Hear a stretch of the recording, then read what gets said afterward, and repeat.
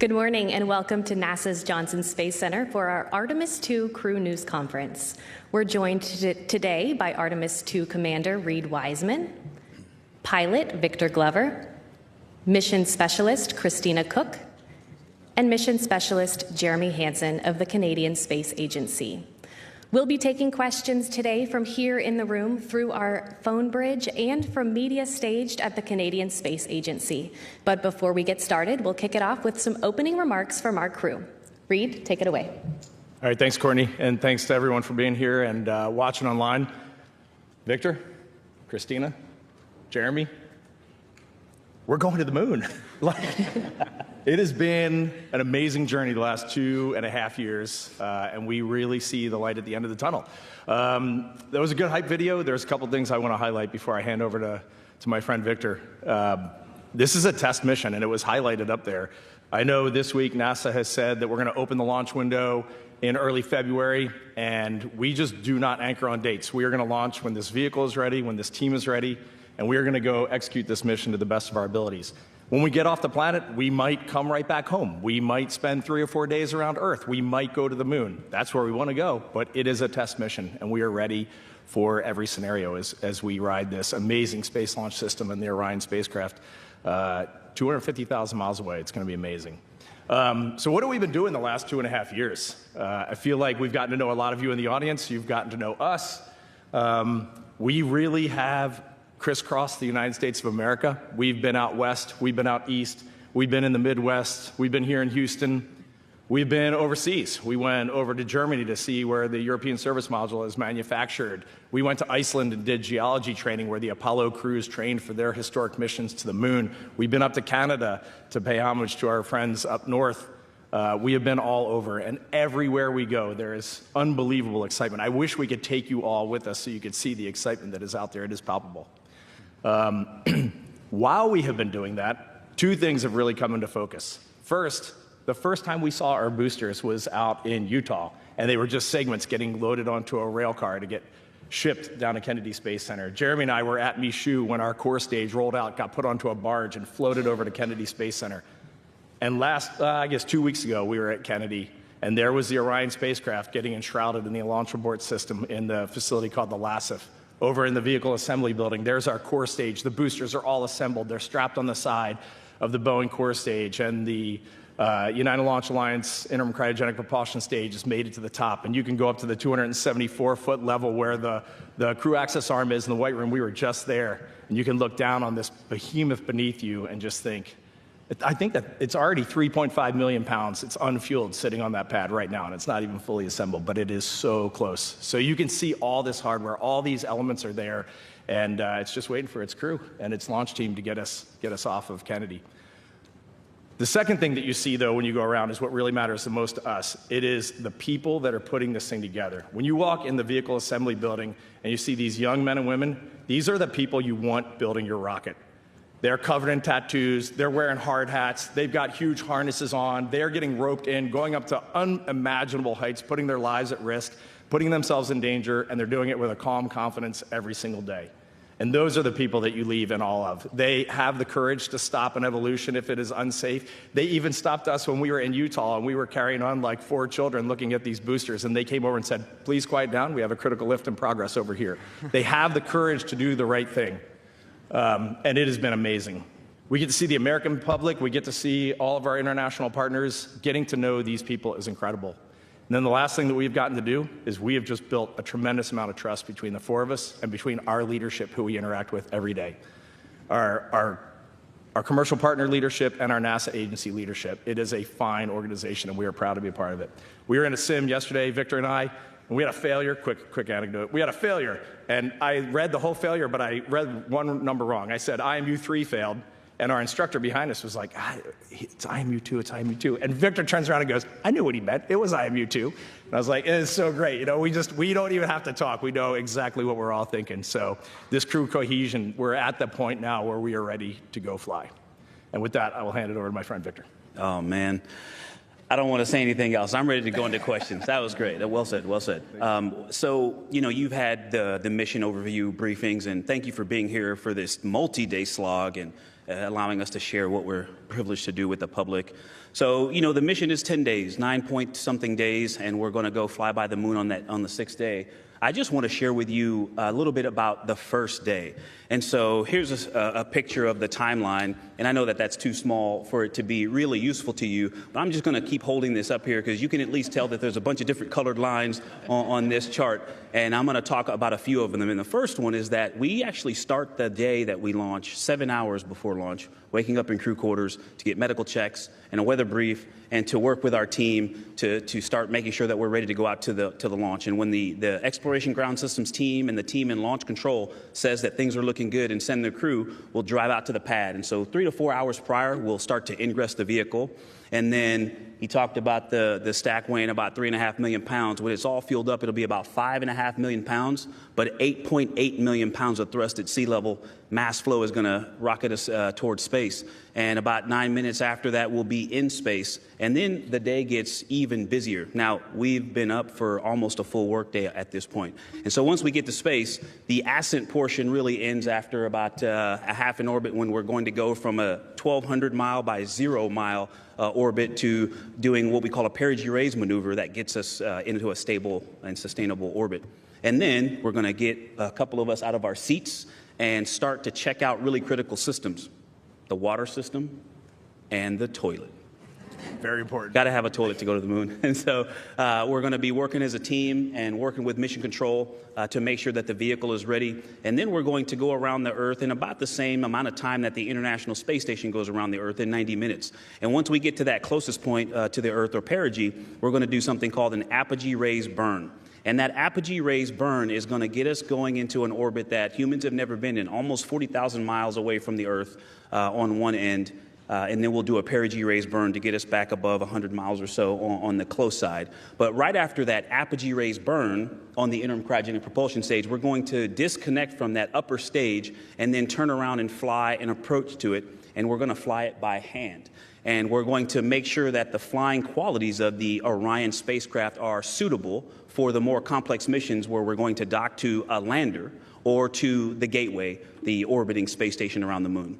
And then once we're done with that, we're going to continue to reconfigure the cabin to make sure that it's ready for us to live and to work for the next 9 days. We're going to break down the seats. We're going to make sure the environmental control system is ready. And then we're going to monitor a few burns. And that first day, we're going to take a nap and then wake up and observe a burn in the middle of the night. We're going to go back to sleep, take another nap, wake up, and then we're going to have the lead up working very tightly with our friends here in Houston and Mission Control, leading up to trans-lunar injection. And when that team is ready and gives us the go, we're going to burn the engines and head toward the moon. And that actually happens, if you were looking at my chart, that happens on this second row right here. And that's the point where we're going to wrap that day up and actually have a normal sleep period. And so I just wanted to share with you a little bit of how busy and how many really critical things are going to happen on that first day. Some really amazing things are going to happen every day after that. And to talk a little bit more about the scientific activities that we're going to conduct, I'm going to pass it over to Christina. Thank you. Yep. Thank you, Victor. I'm both super pumped and very tired, having heard all of that. But it's great to be with you this morning. And the thing I love about the moon is that it's not just a beacon for exploration and this platform of possibilities for incredible missions like this, but it has benefits. That's actually why we're racing towards it. Those benefits are really, really wide in nature. You have everything from innovation, technology development, not only for future missions going deeper into the solar system and every technology that it enables those, but technologies that come back to Earth. You have industry benefits. We are going with commercial partners, and we are stronger with a strong aerospace industry doing manufacturing here in the country and building up that expertise that actually has a wide range of applications throughout our industrial world. You have inspiration, a whole generation of people starting this pipeline of STEM workers and manufacturers and operators that are excited to see what you can do when you work hard and you come together as a team. And then, of course, the discovery or the science. And I'm going to talk more about that because that's actually where we get to be a huge part of this mission. The science on Artemis, and our mission in particular, is kind of 3 different types. The first one is CubeSats. Our spacecraft, or the rocket itself, is actually going to be deploying some CubeSats from countries from 4 different continents. They're going to be studying things like space science, radiation, future communication systems, and some of that technology development that's so important. And the next kind of science is actually human research, science that we are participating in ourselves. There's 4 major experiments on our mission, and we're excited to be a part of all of them. One we call Archer. That one is basically something where we're learning how humans how we really get through these tough deep space exploration missions. We learn about cognition, we learn about sleep hygiene, we learn how we can maximally perform when we go on these, these environments that are so austere. Another one is called Avatar, and we are actually going to be flying with cells put into tissue chips from our own bodies to see the effects of space, the space environment on those cells. Tissue chips is an incredible technology. I had the privilege of working with them on my first ISS mission, and it was really a privilege because it represents a way to see the physicality and not just the cellular reactions of our bodies to these environments. We're doing a bioimmunity markers type of study. A fascinating thing about the space environment is that it actually changes the immune systems of our bodies, and that's really important to us and our friends. Many of us had experienced those things when we went to the ISS, and we're going to really have to have a handle on that for long-duration missions. And then finally, a mission or an experiment called Standard Measures, and this one I love because it basically encompasses everything you can possibly think about to measure about the human body and puts it in a repository. So things we haven't even thought of yet, questions we haven't even thought that we need to answer yet, and maybe methods for answering those questions that haven't even been invented yet can still be applied to all of the people that have flown in space in the future by having this repository of information. So those are some of the human research experiments we're going to be a part of. But then, of course, there's the big hitter, the lunar geology, which is actually just another way of saying solar system formation science. Learning, gaining knowledge about how these planetary systems evolve around a sun, around an energy source. We can take that information and we can apply it to other solar systems all around the universe. We have had such a fun time training for this part of the mission. Our closest approach to the moon is actually going to be scheduled. We get to take 3 full hours and devote it to nothing other than observing the lunar surface. And depending on the time that we launch, depending on the illumination of the far side of the moon, we hope it's not the dark side. We hope it's the lit far side, because that could mean that we could see parts of the moon that never have had human eyes lay upon them before.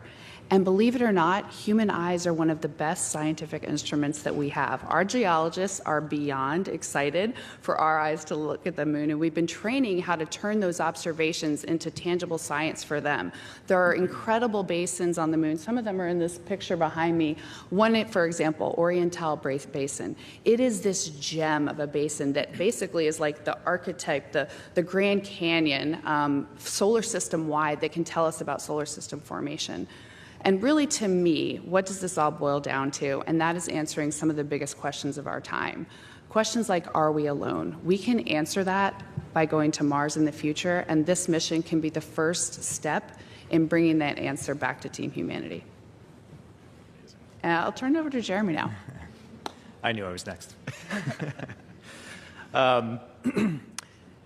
I just want to talk about mission success for us, just to start there. Everything you've heard described this morning, we look through the lens of mission success, which is Artemis III getting back to the surface of the moon. And so we do all of this training, all this preparation, we're buying down all this risk, always thinking about what are we handing off to the next crew? Is what we're developing going to help them achieve that objective? That's just a really neat way to look at this. The night before, when you're going to bed, a day like this, it puts things into perspective for you. And I took a moment to kind of step back and think about, wow, what an extraordinary privilege it is to train with my fellow crewmates here to go on this mission, to train alongside our backup astronauts, Andre Douglas and Jenny Gibbons from the Canadian Space Agency, who are right now working hard on getting ready for the mission while we're up here today. And of course, the broader team, the entire team that enables us to go do this. It truly is an absolute privilege. And for us, Artemis II is about much more than just going back to the moon. It is about the pursuit of excellence. And just let me speak first to our American partners. You should be extraordinarily extraordinarily proud of your space leadership that you have held for over half a century. You are constantly in that pursuit of excellence. You have this incredible industry. This is where I thought this might land wrong. I hope we're forgotten. 100%. If we are forgotten, then Artemis has been successful. We have humans on Mars. We have humans out on the moons of Saturn. We are expanding in the solar system. We have robotic precursor missions going out. We already have spacecraft outside of our solar system. Maybe we've invented something that we never even dreamed of, and maybe we inspired some kid somewhere, and maybe that's our footnote. We inspired Susie or Johnny to do what they did. That would be magical. Okay, we'll take a question here in the back. Go ahead. Sandy Paneros from WPCAN in Bridgeport, Connecticut. Reid, I have a question for you. And first of all, I want to thank you for all of those great Artemis II updates on Instagram. They're wonderful. They make us all feel part of the mission. I appreciate it. No, really, it's great. You said that an EVA or spacewalk was mentally and physically the most difficult thing you've ever done. And I've got to believe that landing in a Soyuz spacecraft has got to be pretty physically challenging as well. As you look at the challenges of going to the moon, how does this look, this new challenge look to you as comparison to what you've done before? How's this new challenge look compared? Well, first, I'm basically a space walking rookie. I've only done 2 of them, so maybe we should ask some other people on the stage who actually know what it feels like. Maybe it gets easier. Does it get easier as you go? I don't know. Does it get easier? I think so. All right, it gets Victor easier. says no. This is so different. Like when you're going to the space station, you're going up there for 6 months of hardcore science. You are an operator. You are really you just give everything to Mission Control in Houston. They plan everything out for you, and you just get up as a good astronaut every day, and you get the job done. There are stressful moments, and there are fun moments. There's a lot of laughter, and when you laugh in space to the point where you cry, tears of joy, they just stick right in your eyeballs, and I always thought that was hilarious. One of my fondest memories of being in space. But when we look at this, there are just a lot of unknowns, and there's going to be a lot of stress, and there's going to be a lot of unexpected stress, and just how we wake up every day, stay calm, keep our demeanor, focus on excellence, focus on the mission, focus on each other, respect each other's space. Like those are the things that I'm really thinking about. When you're coming home through the atmosphere in a Soyuz, it's an impressive ride. When you land, the first thing I thought when I landed was, I would go do that immediately. Like if you could take me in a crane and put me up and do that again, I want that ride again. And so I hope that's what we feel when we splash down on Artemis II, and that will be a magical, I keep saying magical, that'll be a great moment. All right, we'll take the next question right here. Go ahead. Thank you very much. It's Ivan Semenik from the Globe and Mail. Thanks to all of you for your time today. I think it's really striking that exploration for this crew actually starts with the vehicle, because you're the first set of people to have this intimate of a relationship with this particular vehicle, including naming it. So I want to start with Jeremy as the tallest explorer in a very small volume. We heard a little bit about this before, but I'd love to know a little bit more about the details of what you have learned exploring this space, and how that might influence, the design of the space or how it's used. Just a little bit more of what that exploration has been like so far. Yeah, Canada did get more than its fair share of the volume on this mission by assigning me to this. And I've heard it acknowledged many times, so I'm getting a little bit conscious about my size. But part of this is exploring how to use that space efficiently, that volume. When we get things changed from probably how you saw it yesterday, I imagine. When we get to space, we start to deconstruct the seats and make a little bit more room in there for ourselves.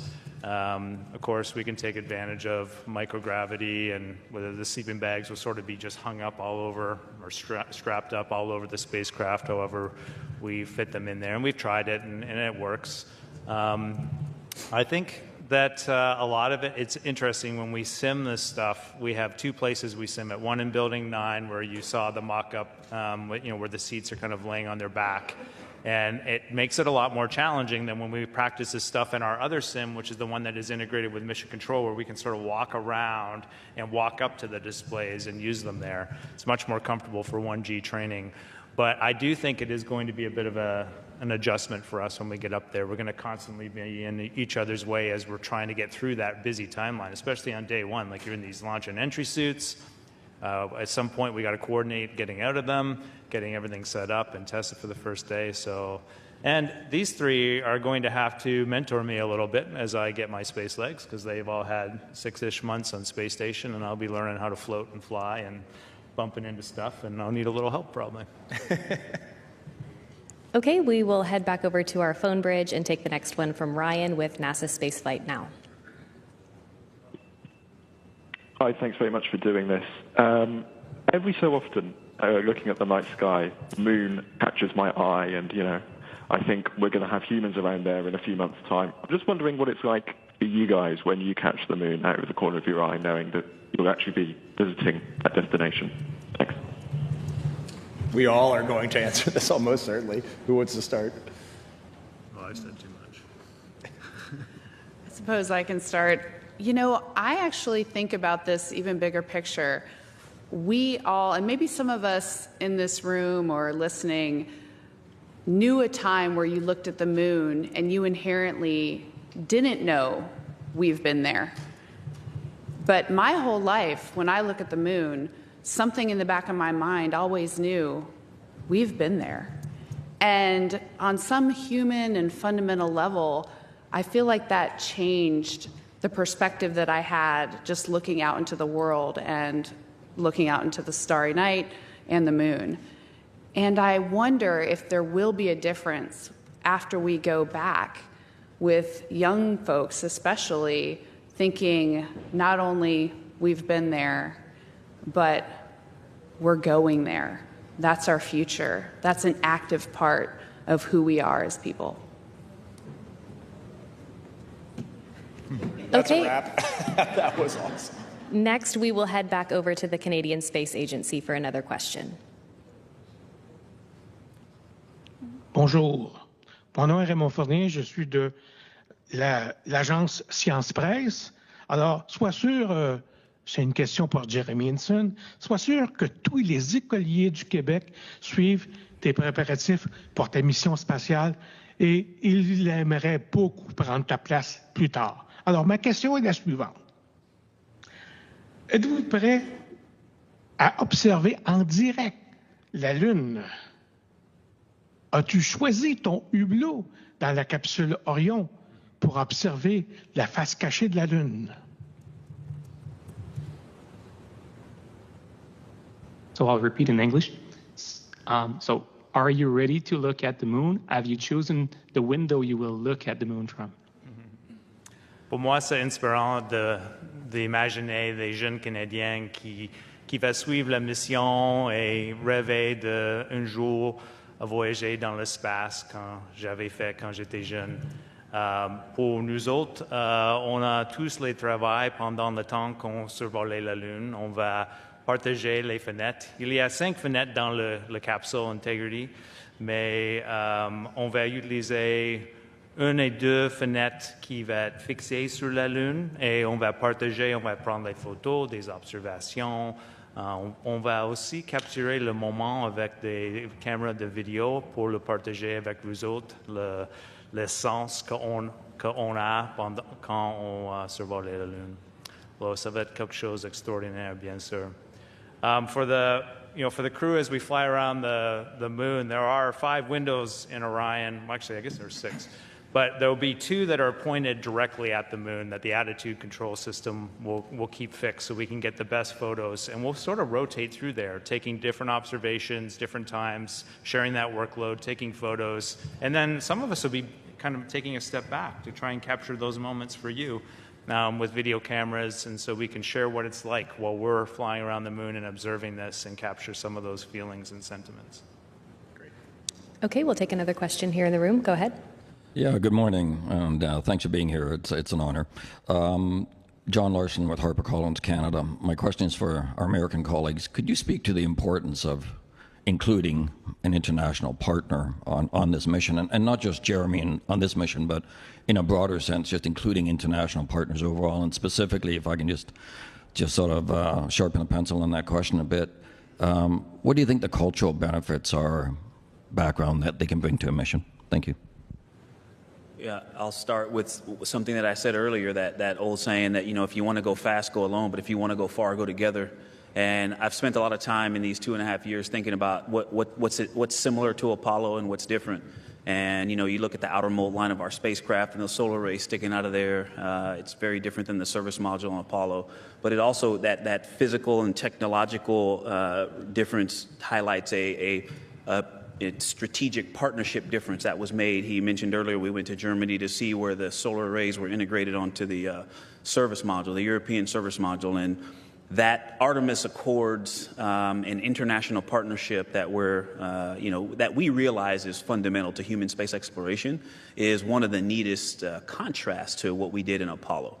And you mentioned more than just having Jeremy, but I honestly couldn't think of a better ambassador.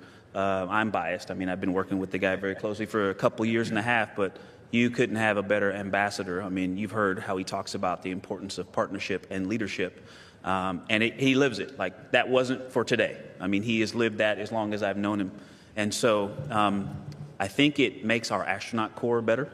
Having so many of our international partner astronauts here with us in Houston. It makes our program better. What he and Jenny have contributed to Artemis II has been fundamental. The program is better for their contributions to, I'll keep it short by not going into those details, but to Artemis II overall. And international partnership is fundamental to how we explore space, and I hope we continue to hold that up as a beacon of a way that we should work together. Okay, we'll take one final question here in the room. Hi, thank you so much. T.G. Mascaro with the Epoch Times.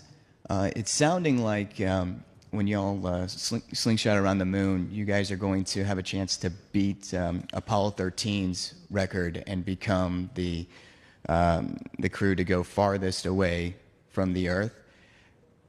What do you guys think about that? And can you talk a little bit more about just how you guys wrap your head around the grandeur of these numbers in terms of like distance that you guys are going to have to traverse?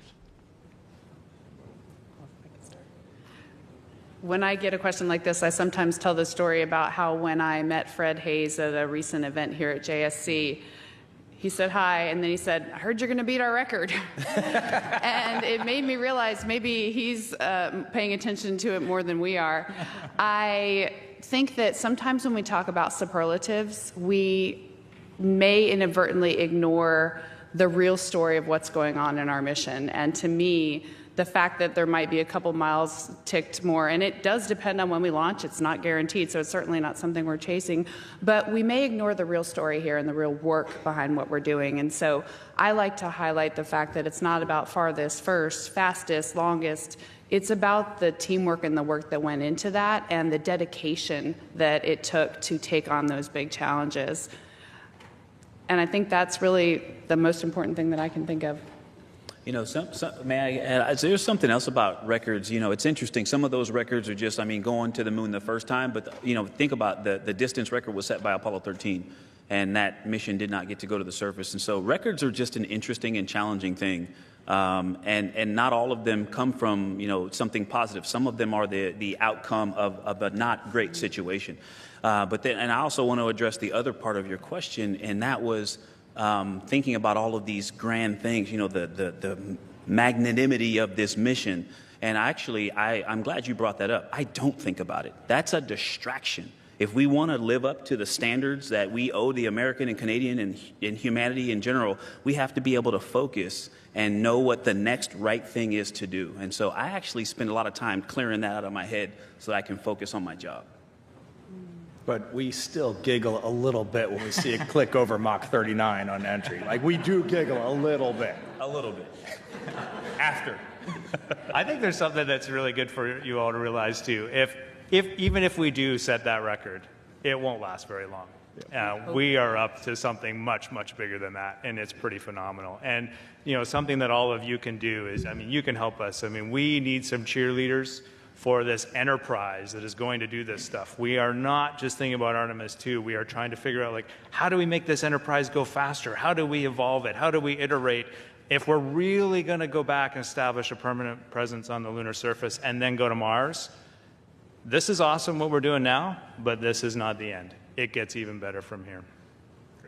All right, that's all the time we have for today. Thank you to our crew for your time and for being here.